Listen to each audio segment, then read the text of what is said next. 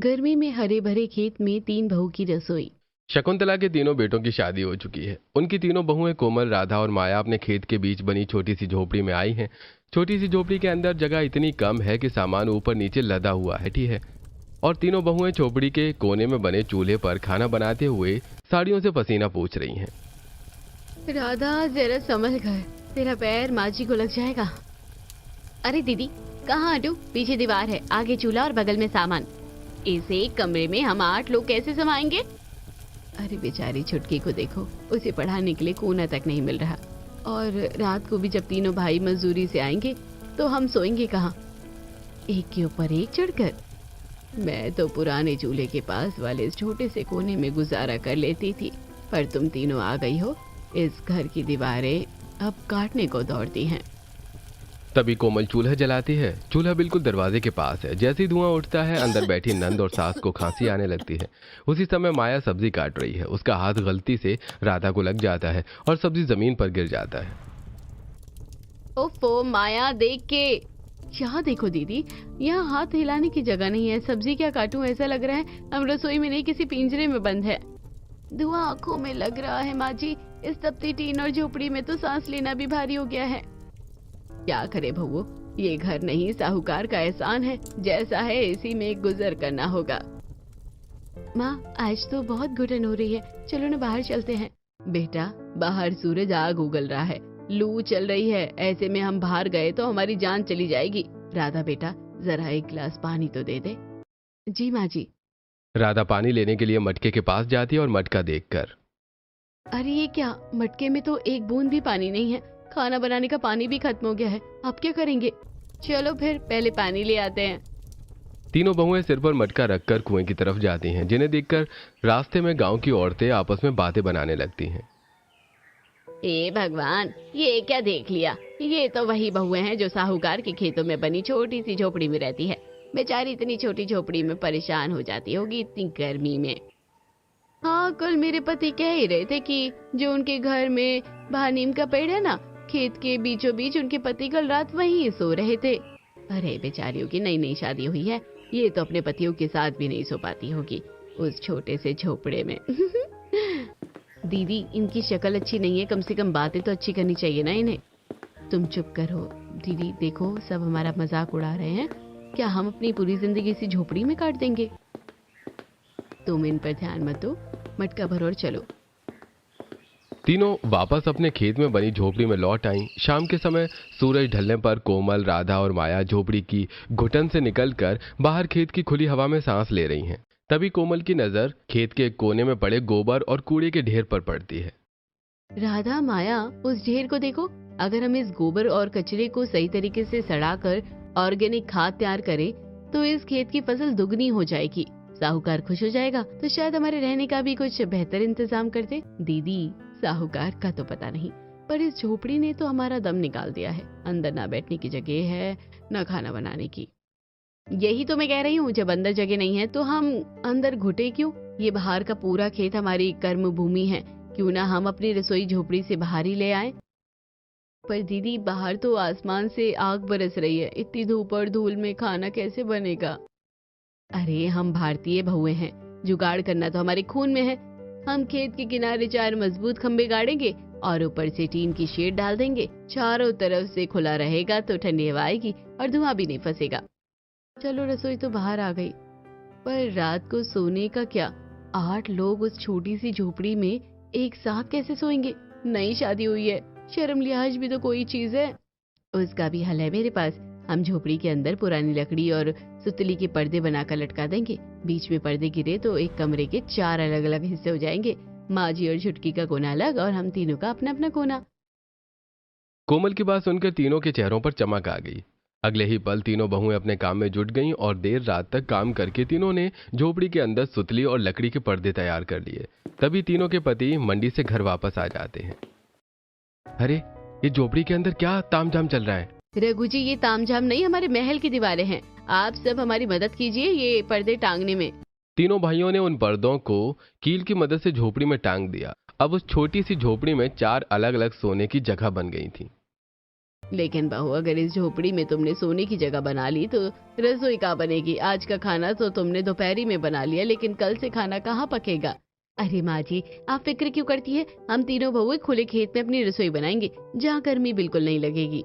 लेकिन ये सब होगा कैसे? क्या साहूकार हमें ये सब करने देगा? वो सब बाद में सोचेंगे, पहले तो हम साहूकार के पास जा रहे हैं, उन्हें फसल का पूरा हिसाब देना है। आप बेफिक्र होकर जाइए, हम सब यहाँ संभाल लेंगे। एक तरफ तीनों बहुएं जोश के साथ खेत के कोने में ईंटें जोड़कर चूल्हा और रसोई बनाने की तैयारी कर रही हैं। वहीं दूसरी तरफ तीनों भाई भारी मन से साहूकार की हवेली पहुंचते हैं। साहूकार अपनी ऊंची गद्दी पर बैठा हुक्का गुड़गुड़ा रहा है। अरे भाई देख रघु, तेरे बाप ने पूरी उम्र इस खेत में पसीना बहाया है और अब तू भी वही कर रहा है। पर याद रखना, अगर इस बार फसल का मुनाफा कम हुआ तो एक पल नहीं लगाऊंगा तेरी झोपड़ी खाली करवाने में। जी मालिक, आप फिक्र मत कीजिए, हम तीनों भाई दिन रात एक कर देंगे, पूरी जान लगा देंगे, पर आपका मुनाफा कम नहीं होने देंगे। साहूकार की धमकी सुनकर तीनों उदास मन से वापस अपनी झोपड़ी की ओर लौटते हैं। पतियों को परेशान देखकर कोमल उनके पास आती है। रघु जी, क्या बात है? आप तीनों के चेहरे ऐसे क्यों उतरे हुए हैं? क्या साहूकार जी ने कुछ कहा? कोमल, साहूकार ने साफ कह दिया है, अगर फसल का मुनाफा जरा भी कम हुआ तो वो हमसे ये झोपड़ी छीन लेगा। अरे बस इतनी सी बात पर हार मान गए? आप तीनों भाई खेत संभालिए और हम तीनों बहनें इस घर और रसोई को संभालेंगी। बस आप हमें लकड़ियां और टीन शेड लाकर दे दीजिए। पर भाभी, आप लोग इन पुरानी लकड़ियों और टीन से करोगी क्या? इससे मुनाफा कैसे बढ़ेगा? वो आप हम पर छोड़ दीजिए, आप बस सामान जुटाइए, फिर देखिए इन बहुओं का हुनर। तीनों भाइयों की आंखों में उम्मीद की एक किरण जागती है। अगले दिन सुबह रघु और उसके भाई राघव किशन पास के कबाड़ से पुरानी टीन की चादरें और मजबूत बांस जुटाकर लाते हैं। नीम के विशाल पेड़ के नीचे, जहां दोपहर में भी ठंडी छांव रहती है, वहां काम शुरू होता है। किशन जी, बस यही, इसी नीम के नीचे चारों बांस गाड़ दीजिए। ऊपर ये टेढ़ी मेढ़ी टीन के शेड डाल देंगे तो सूरज की कड़ी किरणें हम तक नहीं पहुंचेगी। देखते ही देखते खेत के कोने में खूबसूरत ओपन किचन खड़ा हो गया। गेहूं की कटाई के बाद बचे हुए जो पुआल और घास फूस थे, उन्हें टीन की शेड के ऊपर बिछाया गया। कोमल और राधा ने जमीन को गोबर और मिट्टी से ऐसा लीपा कि वो आईने की तरह चमकने लगी। माया ने ईंटों को जोड़कर एक बड़ा और मजबूत चूल्हा तैयार किया। अब इस शेड के ऊपर और छप्पर पर पानी डाल दो। जैसे ही हवा चलेगी ये पानी गर्मी सूख लेगा और नीचे ठंडक बनी रहेगी। हाँ दीदी, अब देखना, वो फूलन और कलूटी चाची जो हमारे पिंजरे की मैना कह रही थी ना, वो खुद इस गर्मी में हरे खेत में हम तीन बहुओं की रसोई को देखकर जल भुन जाएगी। हाँ दीदी, यहाँ तो ऐसी ठंडी हवा चल रही है कि चूल्हे के पास खड़े होने में भी मजा आ रहा है। अंदर झोपड़ी में तो पसीने से बुरा हाल हो जाता था। अभी तो और मजा आएगा राधा। हम इस शेड के चारों तरफ छोटी छोटी क्यारियां बनाएंगे, पुदीना, धनिया, बेल वाली सब्जियां लगाएंगे। जब इन बेलों की हरियाली टीन की छत को ढक लेगी तो ये रसोई बहुत ठंडी रहेगी। काम करते करते रात हो गई। शकुंतला और छुटकी रघु, राघव और किशन के साथ खाट पर बैठी है। कोमल चूल्हे पर रोटियां सेक रही थी, राधा फुर्ती से सब्जियां काट रही थी और माया हाथ में खुरपी लिए रसोई के चारों तरफ छोटी छोटी क्यारियां बना रही थी। कोमल ने जैसे ही चूल्हे पर तड़का लगाया, उसकी सौंधी महक हवा के साथ पूरे खेत में तैरने लगी। पास से गुजरती फूलन और रंगीली चाची ठिठक कर खड़ी हो गईं। देख रही हो रंगीली, इन शहर वाली बहुओं ने क्या दिमाग बढ़ाया है। कितने ठाट बाट से खुले में मजे मार रही हैं। चाची, अंदर दम घुटता था और आंखों में धुआं लगता था, पर यहाँ खुली हवा में काम करने का आनंद ही कुछ और है। आप खड़े क्यों हैं? आइए आप भी चक्कर देखिए। अरे नहीं नहीं बहू, हमें तो घर पर बहुत काम है, वो तो बस देख रहे थे। पकड़े जाने की शर्म में दोनों औरतें पल्लू में मुंह छिपाकर वहां से कन्नी काट कर निकल गईं। गर्मी में हरे भरे खेत में तीन बहू की रसोई में खाना पका और रात को चांद की रोशनी में पूरा परिवार उसी रसोई के पास चटाई बिछाकर खाना खाने बैठा। सच कहूं कोमल, आज तो सुकून की रोटी नसीब हुई है, वरना अंदर तो पसीने के मारे निवाला भी गले से नहीं उतरता था। भैया, अभी तो ये शुरुआत है। जब इन क्यारियों में सब्जियां और बेले चढ़ जाएंगी तो ये रसोई पूरी खेत का सबसे ठंडा कोना बन जाएगी। पूरा परिवार खाना खाकर सुकून से सो गया। अगले दिन सुबह सुबह कोमल और राधा खेत की गीली मिट्टी पर चलते हुए ताजी सब्जियां तोड़ रही हैं। कढ़ाई चूल्हे पर चढ़ चुकी है और मसालों की सौंधी महक फिर से हवा में तैरने लगी है। खाने की खुशबू से पास के खेत में बच्चे पेड़ के पीछे खड़े होकर उन्हें देख रहे थे। तभी कोमल की नजर उन पर पड़ती है। अरे ओ बच्चों, वहाँ पेड़ के पीछे क्यों छिप रहे हो? जल्दी बाहर आ जाओ, डरो मत। कोमल की आवाज सुनते ही 3-4 बच्चे शर्माते हुए बाहर आए। वो चाची, हम तो बस देख रहे थे, क्या आप बना रही हो? बड़ी मस्त खुशबू आ रही है, कल रात को भी आई थी। आ जाओ, तुम्हारी चाची ने आज तुम्हारे लिए खेत की ताजी लौकी की सब्जी और बैंगन का भरता बनाया है, और देखो बाजरे की गर्मा गर्म रोटियां भी सेक रही हैं। चाची, क्या हम भी खा सकते हैं? हमारी मम्मी ऐसी सब्जी नहीं बनाती जैसी इस सब्जी में खुशबू आ रही है। क्यों नहीं बच्चों, आ जाओ, हाथ धोकर यहाँ चटाई पर बैठो। कोमल और राधा ने प्रेम से बच्चों को मिट्टी की थालियों में गर्मा गर्म भरता और रोटी परोसी। बच्चे जैसे ही पहला निवाला लेते हैं, अरे वाह चाची, ये तो बहुत टेस्टी लग रहा है, ऐसी सब्जी तो हमने पहले कभी नहीं खाई। बेटा, ये कमाल ताजी सब्जियों का है, ये बिना दवाइयों वाली घर की सब्जियां हैं जो सीधे खेत से चूल्हे तक आई हैं। बच्चे मजे से खाना खाकर अपने घरों की ओर दौड़े। शाम का समय है, बच्चे अपने घर पहुंचते हैं जहां उनकी माएं खाना परोस रही हैं। चलो बेटा, खाना खा लो, आज गोभी बनाई है। नहीं मम्मी, मुझे ये नहीं खानी है। मुझे तो वही सब्जी खानी है जो साहूकार के खेत वाली चाचियों ने खिलाई थी, उसमें बहुत स्वाद था। अरे उन नई बहुओं के हाथ में ऐसा क्या जादू है कि तू अपनी माँ के हाथ का खाना भूल गया? यही हाल दूसरे घरों के बच्चों का भी था। नहीं मम्मी, वो चाची कहती है कि वो ताजी सब्जी तोड़कर बनाती है, बहुत मजेदार होती है। अपने बच्चों की बात सुनकर मम्मियां हैरान थीं। अगले दिन दोपहर का समय है। कोमल, राधा और माया अपनी रसोई के पास बैठी मिट्टी और राख का एक मिश्रण तैयार कर रही हैं। तभी वहां फूलन, रंगीली और कलोटी उनकी रसोई के पास आती हैं। अरे ओ कोमल बहू, क्या बात है भाई? कल से मेरा लल्ला तो तुम्हारे ही हाथ की सब्जी के गुण गा रहा है। रोटी तो हम भी वैसी ही बनाते हैं, पर तुम क्या ऐसा क्या जादू डालती हो खाने में? आई चाची, बैठिए ना। जादू कुछ नहीं चाची, बस हम बाजार वाली दवाइयों की जगह अपने खेत का देसी कचरा और राख इस्तेमाल करते हैं, इसी से हमारी सब्जियों में स्वाद आता है। राख? पर राख से क्या होता है? चाची, ये चूल्हे की राख जब हम पौधों पर डालते हैं तो कीड़े मकोड़े पास भी नहीं भटकते, और हम सब्जी को चूल्हे की धीमी आंच पर मिट्टी के बर्तनों में पकाते हैं, जिससे स्वाद अंदर तक बस जाता है। बहू, बात ऐसी है कि कल मेरे घर शहर से खास मेहमान आ रहे हैं, क्या तुम हमें थोड़ी सब्जी बना कर दे दोगी? देख, तू मना मत करना, हम तुझे सब्जी के पैसे भी देंगे और तेरी मेहनत के भी। पैसे? चाची, हम तो बस घर के लिए बनाते हैं। चाची, आप पड़ोसी हैं, आप पैसों की बात क्यों कर रही हैं? आप बस ताजी सब्जियां भिजवा देना, हम बना देंगे। नहीं बहू, मेहनत का पैसा तो लेना ही पड़ेगा। बाजार से लाते हैं तो भी तो ढेरों पैसे खर्च होते हैं, और वहाँ ऐसा स्वाद भी नहीं मिलता। तुम बस बना देना, कल हम सुबह सामान भिजवा देंगे। जैसे ही तीनों औरतें वहां से जाती हैं, कोमल के दिमाग की बत्ती जल उठती है। राधा, माया, सुना तुमने? लोग हमारे स्वाद की कीमत देने को तैयार है। अगर हम इसी तरीके से करें तो ये साहूकार का कर्ज उतारने का सबसे बड़ा जरिया बन सकता है। हाँ दीदी, सही कह रही हो। अगले दिन कलूटी चाची ने खाना बनाने के पैसे दिए और अपना खाना ले गई, जिसे देखकर गांव के बाकी घरों से खाने के ऑर्डर आने लगे। और कुछ दिन बाद, दीदी, आज तो 12 लोगों के खाने का ऑर्डर है।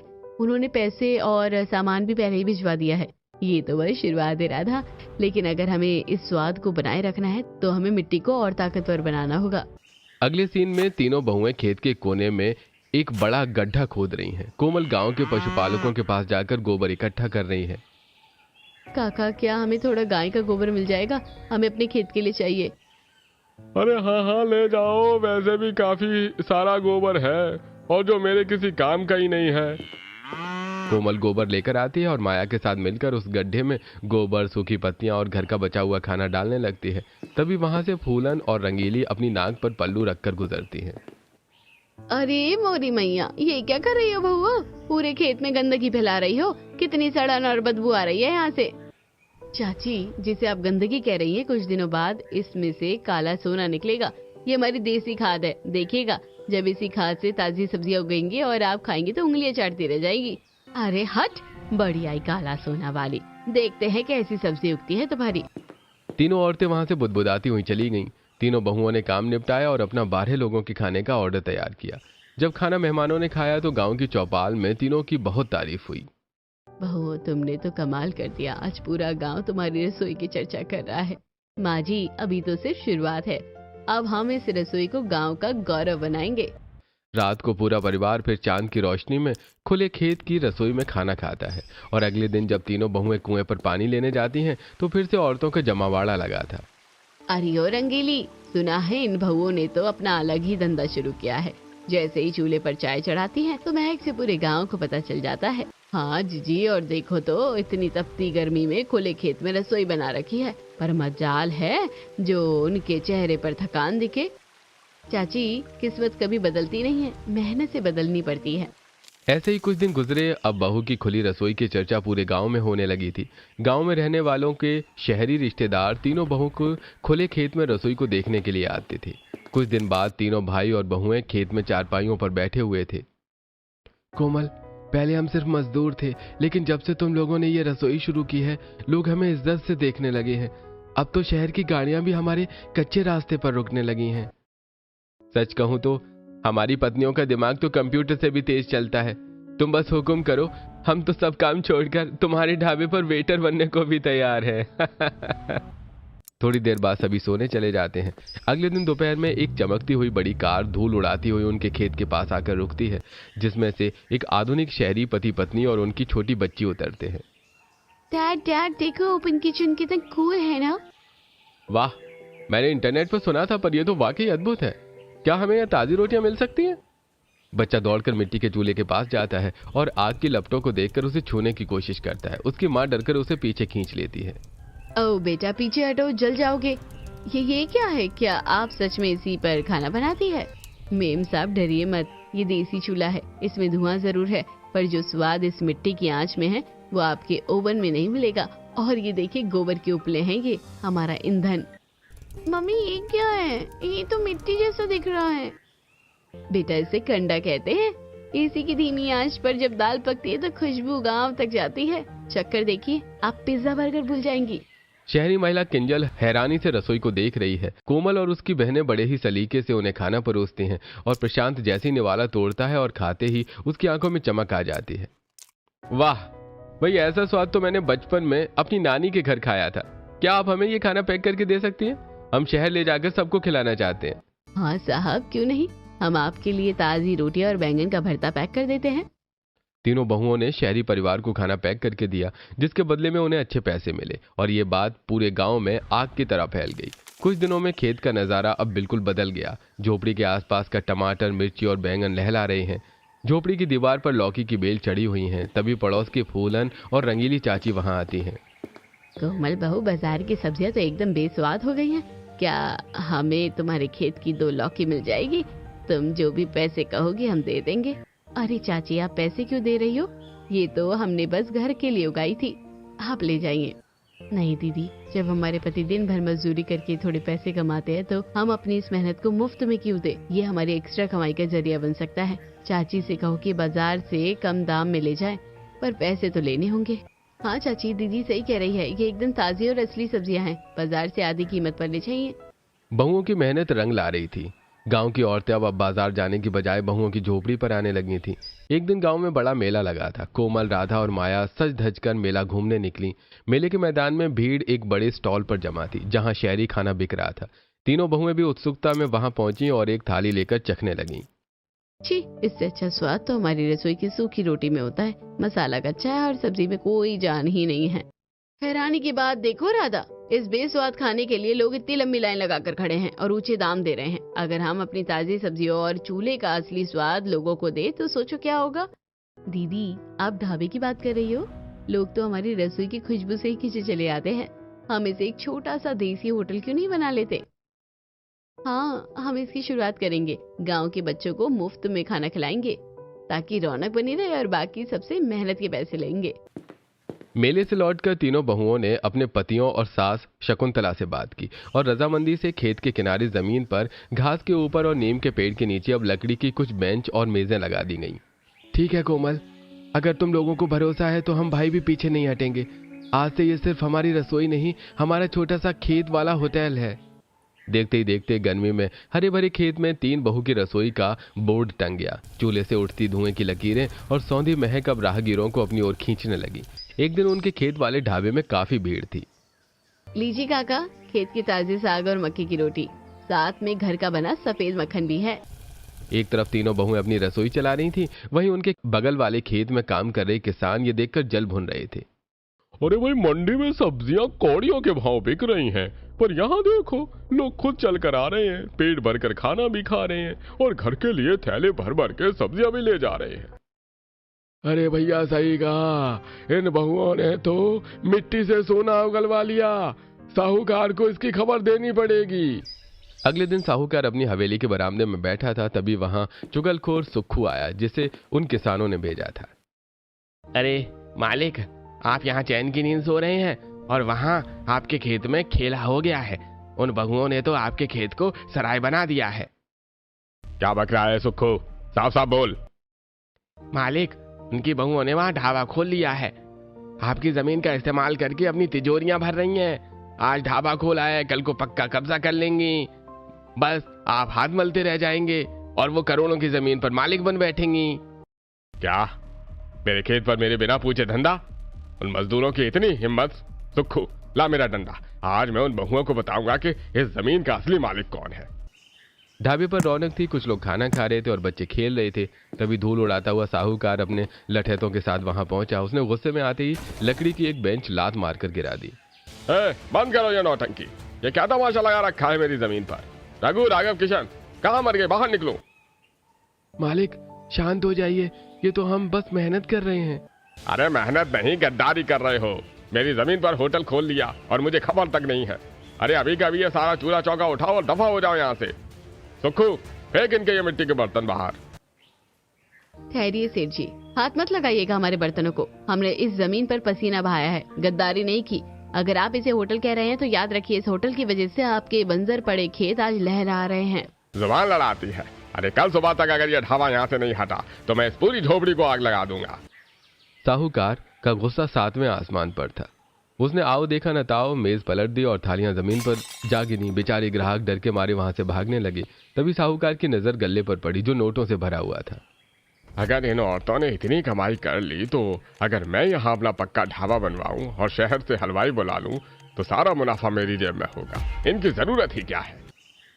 हाँ, अब मैं यहाँ खुद का काम शुरू करूंगा। तुम सब दफा हो जाओ यहाँ से। रघु और उसके भाई डर के मारे कांपने लगे, पर कोमल ने राधा और माया की तरफ देखा। कोमल आगे बढ़ी और साहूकार के ठीक सामने खड़ी हो गई।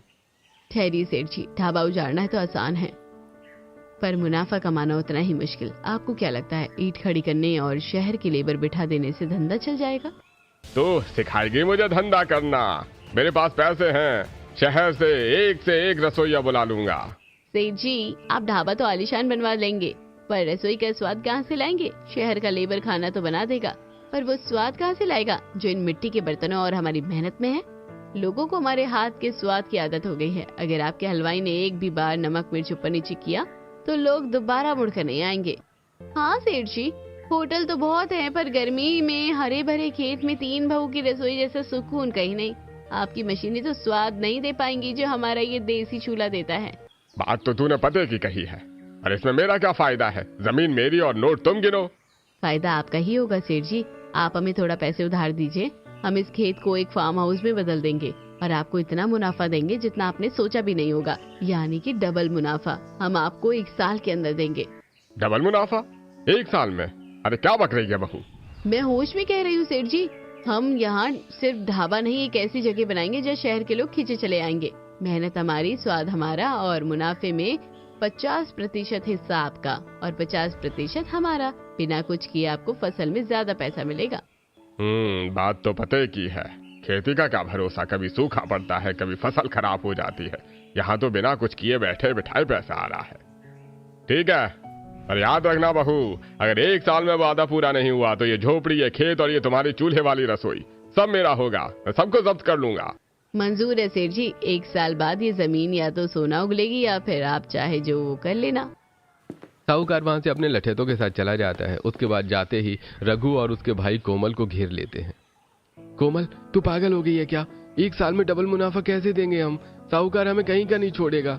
हाँ दीदी, इतना पैसा हम लाएंगे कहाँ से? अभी तो सिर्फ 2-4 लोग खाना खाने आते हैं। आप लोग चिंता क्यों कर रहे हैं? शांत हो जाइए। शहर के लोग कंक्रीट के घरों में से उब चुके हैं, उन्हें ताजी हवा, सुकून चाहिए। हम उन्हें वो फार्म हाउस देंगे जिसका उन्होंने सपना भी नहीं देखा होगा। पर दीदी, हमारे पास तो सिर्फ लकड़ियाँ, मिट्टी और ये चूल्हा है। वही तो हमारी ताकत है माया। हम लकड़ियों और घास फूस से ऐसे कंपार्टमेंट बनाएंगे जो बड़े बड़े होटलों को फिल कर देंगे।